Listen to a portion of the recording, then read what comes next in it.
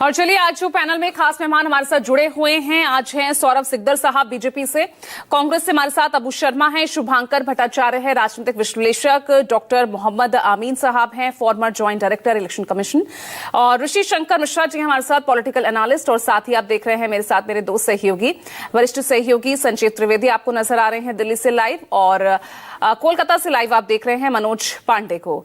तो मनोज, आज क्या कुछ कार्यक्रम रहने वाला है दीदी का, क्योंकि कल एक बड़ी जीत का जो आह्वान किया लेकिन उसके साय में एक बड़ा डर भी दिखा। फर्जी वोटर का वो आरोप जरूर लगा रही थी, लेकिन दिल्ली में और महाराष्ट्र में जो विपक्ष की चिंता थी वो यहां ममता को भी खाए जा रही है पश्चिम बंगाल में। तो किस तरह से देख रहे हैं आप इसे, ये डर क्यों, फर्जी वोटर, क्या असल तस्वीर नजर आ रही है जमीन पर?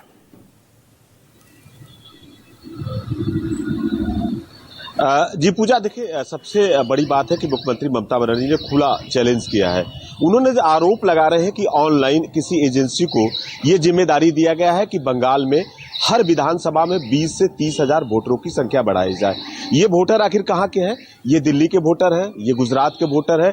वहां से यहाँ पे बीजेपी के ऊपर में आरोप लगा रही है कि इनको बढ़ाया जा रहा है। ममता बनर्जी देखिए खुले चैलेंज किया है कि ये दिल्ली महाराष्ट्र में जिस तरह से वोटरों की संख्या अचानक बढ़ी है वो चीज बंगाल में उन्होंने कतई नहीं होने देंगी।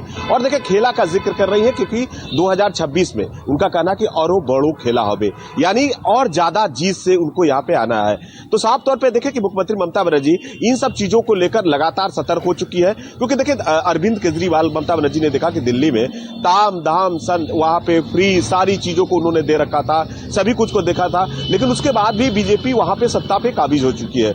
ममता बनर्जी बंगाल में ये कतई होने नहीं देगी, उन्होंने साफ तौर पे संदेश दिया है। देखिए ममता बनर्जी जनता के बीच में कार्यकर्ताओं को लेकर आज उनकी मीटिंग हो चुकी है।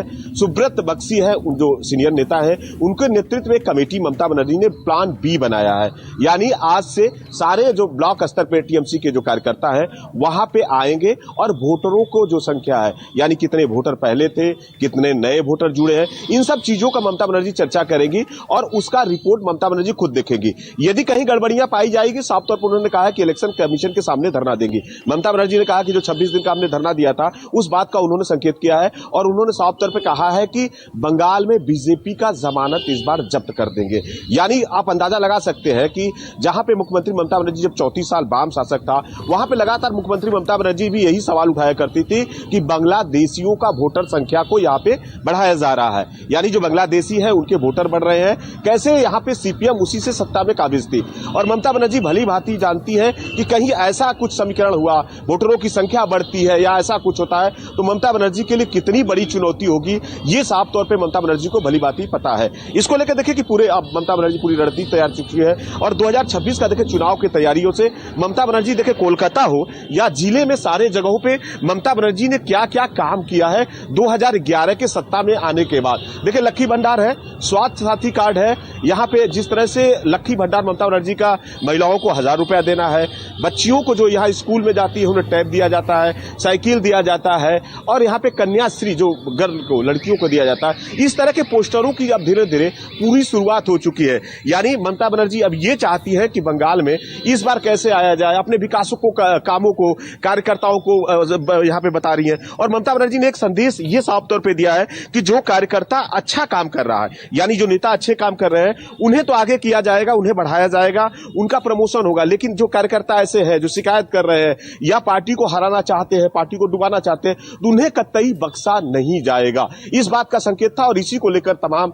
यहाँ पे सांसद, विधायक सभी लोग मौजूद थे। तो ममता बनर्जी भली भांति जानती है कि कहीं ऐसा कुछ हुआ, वोटरों की संख्या बढ़ती है या ऐसा कुछ होता है तो बंगाल में बहुत बड़ा खेला हो जाएगा। देखिए खेला का जिक्र कर रही है ममता बनर्जी, खेला में यही होता है ना कि एक पार्टी हमेशा नहीं जीतती है, या एक प्लेयर या एक टीम को नहीं जिता सकता। खेला का मतलब विपक्षी वाला भी कभी जीत सकता है। इस बात को लेकर ममता बनर्जी की अब प्लान बी तैयार हो चुकी है, और लगातार आज से ही पूरे बंगाल में सभी यहाँ पे ब्लॉक प्रमुख है, ब्लॉक स्तर पे है, टीएमसी का जो पार्टी है वहां पे सारे कार्यकर्ता। चलिए तो खेला यहाँ किसके साथ होगा ये तो आने वाला वक्त ही बताएगा, क्योंकि यहाँ पर चुनौती अपने आप को बरकरार रखने के लिए, चौथी बार सत्ता में आने के लिए टीएमसी के सामने भी कम नहीं दिख रही। तो वहां बीजेपी के लिए इस राज्य को साधना जो अब तक मुश्किल रहा है, इस बार वो उसमें सफल होती है या नहीं, यानी साम दाम दंड भेद एक तरफ नहीं दोनों ही तरफ होता हुआ दिख सकता है। संजीव, मैं ठीक कह रही हूं? क्योंकि इस बार यहां पर ठीक है, तमाम आरोप लगा रही है, लेकिन फिर वही बात सामने आ जाती है ना कि चुनाव आते ही वही फर्जी वोटर का जो विपक्ष का पूरा मुद्दा रहता है, चाहे महाराष्ट्र हो, हरियाणा हो, दिल्ली हो।